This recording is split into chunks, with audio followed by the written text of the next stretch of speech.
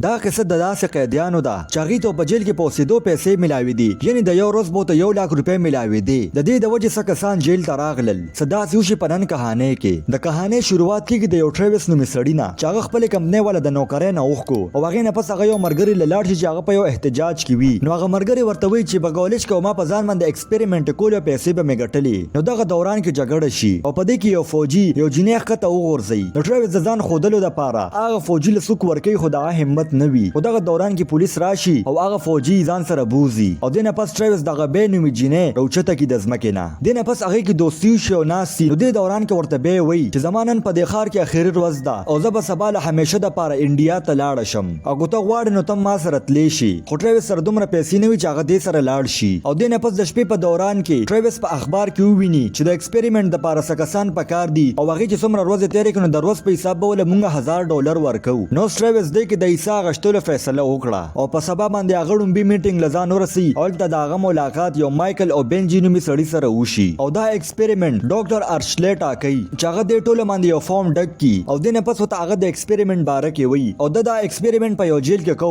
او هغه داسې کسان پکارو چې هغه کله هم جیل ته نه تللی او دا ډاکټر ورته وایي چې تاسو ته به جاني څه نقصان نه وي، خو د ایکسپریمنټ په دوران کې تاسو ته به لږ پریشانی وي. او دې نه پس هغه کسان د انټرویو دپاره راغواړي چې هغې کې به دې 26 کسان سلیکټ کړي او د انټرویو په دوران کې ټریوس ډاکټر ته وایي چې زما جنګ جګړې بیخي نه دي خوښې او دې نه پس مایکل د انټرویو اخلي چې هغه ته وایي زه یو ډېر مذهبي انسان یم او د انټرویو نه پس دا ټول یو بند کمرې ته بوزي او دوی ته یو عجیبه ویډیوګانې شروع کړي چې په څه ویډیوز کې ماشومان وي او په څه کې ځناور او اخره کې ورته لاشونه وښیي. او اوس ټریوس یې د دې ایکسپریمنټ دپاره واغشتو او دې نه پس دوی له یو بس راولي چې هغې کې کم کسان سلیکټ شوي دي هغې کښېنوي او چې دوی اوس جیل ته راورسېدل نو دې کې ورته دا ډرایور وایي چې خپل بیګ ځان سره نه شي وړی. نو دې کې دا بنجي نومي سړی ډېر زیات پریشانه شي او په ړومبی ورځ باندې ډاکټر ارشلیټا دوی ته وایي چې په دې جیل کې به یو بل سره جګړه نه کوي او که تاسو داسې وکړل نو په هغه ورځ به ایکسپریمنټ مونږ ودرو تاسو به واپس ولیږو. او په دې کسانو کې 6 کسان سکیورټي ګارډ مقرر کړل او د دوی ډیوټي به دا وي چې د بهر نه به دننه څوک نه پرېږدي او د دننه به بهر څوک نه پرېږدي او د دې نه علاوه 15 رولز وي چې هغه به قیدیان په هر حالت کې مني. دې ته به په ورځ کې صرف 3 ټایمه خوراک میلاویږي او چې کوم خوراک ورته میلو شي هغه به پوره ختموي او دوی به بهر صرف 30 منټ دپاره پرېږدي او دا قیدیان به په خپل ځای کې اوسېږي. او څلورم رول دا وي چې دوی به اله خبرې کوي چې دوی له بل څوک راشي او خبرې ورسره کوي او دا قیدیان به ګارډ له ګوتم نه وروړي او که چا هم دا رول مات کو نو هغې له به سخته سزا ورکو. او د ټولو نه خطرناکه خبره دا وه چې کوم قیدیم ایکسپریمنټ په منځ کې پرېښودو نو ټولو قیدیانو له به پیسې نه ورکو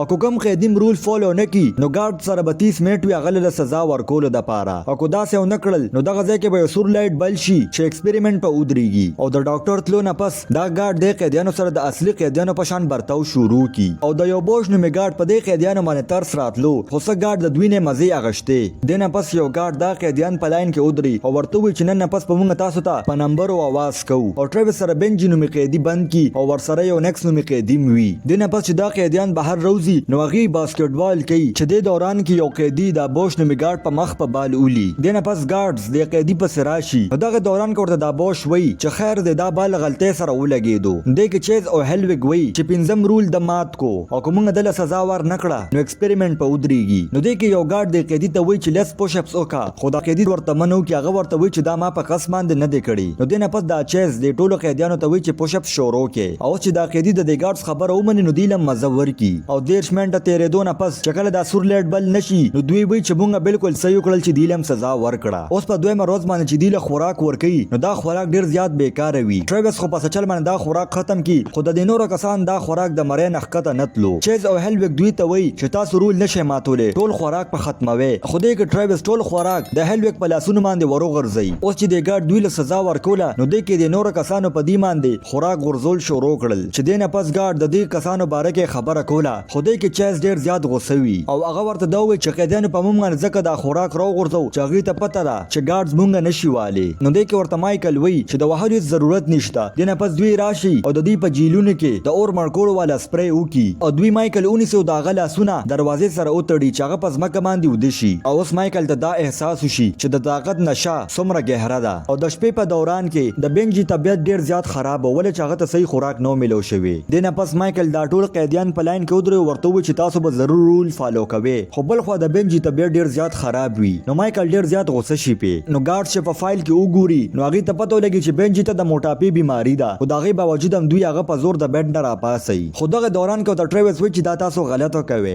نو مایکل ډیر زیات غوسه شو هغه خپل ډنډرو باسي نو ټریوس وته را یاد کی کومه ماراماری شروع کړه نو موږ ټول ته پیسې نه ملاويږي دینه پس دا ګارد ټول کسان خپل جیلونو ته ولېږي او دینه پس ټریوس نیکسټ وای چې ماته پته راته مخکم جیل کې وي نو دې سره نیکسټ ډیر زیات غوسه شو هغه ورته وی چې دا راز شنو خبوي او هغه ورته دام وی چې د ګارد سره څومره لانجنه کې هغه مربخوي ولې چې د دې حرکتونه د اصلي د جیل ګارډز په شان دي او بل خو ګارډز د قیدیانو ته سبق خول د پاره یو ترکیب جوړ کی هغه ټریوس په زورونی سي اورای ولی او یو کورسې باندې اوتړي او سرور لګنجي کی او دغه باوجود هم ټریوس د دې بیزتی کوله چې د سره مایکل غوسه شي او دغه کورسې له یو لته ورکی او د پاسه په امتیازي وکي خو بوش باندې دا حرکت د دې خونه لګي چې د سره د باقی ګارډز مایکل سره یو ځای شي او چې 30 منټ بعد دا سور لایټ اون لګي نو هغه وی چې دا سزا بالکل صحیح ده نو دغه دوران کې ورته بوش وی چې دوباره تاسو دا وکړل نو زبر دا ایکسپریمنت پریدم او دینه پس ټریوس خپل جیل ته واپس راغلو او په سبا باندې ټریوس یو ټوست پټ کی چې هغه د بنجی لروړي ولې چې د بنجی حالات اوس هم خراب وي نو دغه دوران کې ورته بنجی وی چې زماته د دوی ضرورت ده او ما د ایکسپریمنت دوران کې دروغ ویل چې ماته څه بیماری نشته نو ټریوس ورته وی چې دا خبره به زګاټ توکم خو بنجی ورته وی چې دا څه نه کی او د شپې په دوران کې بوش په راوند باندې وی نو دغه دوران کې د ټریوس د پیسو لالچ ورکی ورته وی چې د بنجی د بیگ نه مال دوی وروړه خو بوش ورته وی چې زما پیسې نه دی پکار او هغه د بنجی بیگ له د دوی وروړو د لپاره لاړ شي او دینه پس چیز یو اوسکر نومي قیدی په راشي او هغه په زور باندې یو سنسان کمرې ته بوزي او هغه له سزا ورکول چې دغه دوران کې په مایکل راشي او هغه ورته وی چې دا سم کوا نو دغه دوران کې ورته چیز دروغ وی ورته دوی چې اوسکر مال خفیه جانکاری راکوله او دغه ټایم کې هیلویک مایکل په راشي او هغه ټول کارتس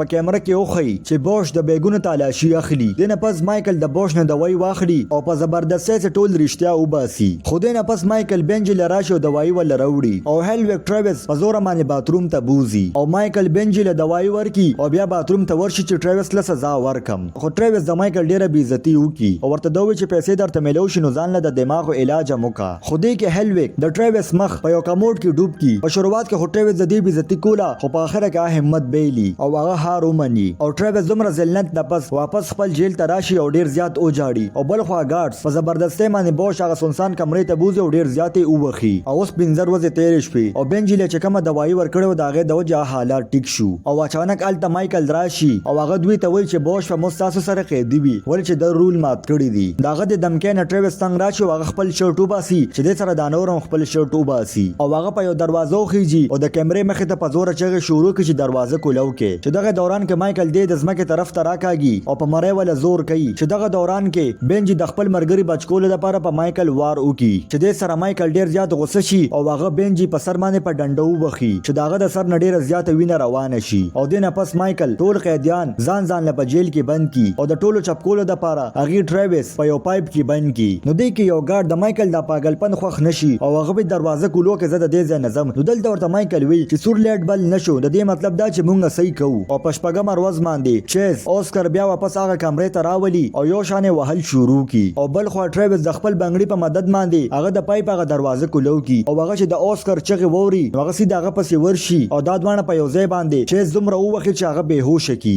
او ټریوس چابیان راواخلي او ټول قیدیان رها کی خو بنجی دا زخم د وجه مړ شي او د دې قیدیان اوس صبر تمام شو هغه په دې ګارد باندې حمله پس ورمنډه کی چې دا غینه دا ټول ګارد منډه کی او هغه د بهر وتلو کوشش وکړو خدا دروازې د بهر نه بندې وي او اخر کار قیدیان د ګارد له ورورسي او یو نسی او وخیه او دغه دوران کې مایکل په ټریوس باندې په چاقو حمله وکي خو ټریوس دغه چاقو په لاس کې ونیسي چې د سره ټریوس ډیر زیات غوسه شي او هغه په زخمی لاس باندې مایکل یو شان په مخ وخی او اخر کار هغه سور لیټ بل شي او دا دروازې په خپل کولو شي او لږ وخت پس دوی پس یو بس راشي چې دوی په هغه کې کینی او د ټولو له یو غټ رقم ورکی چې دینه پس د ایکسپریمنت باره کې ټول دنیا ته پته ولګي او ډاکټر ارشلیټا د بنجی د مرګ ذمہوار کی چې دغه خلاف خلک احتجاج کوي او د سره دا کہانی ختم شي کو تاسو دا کہانی خوښ شوی نو دا ویډیو در سره لایک کړئ او چینل در سره سبسکرایب کړئ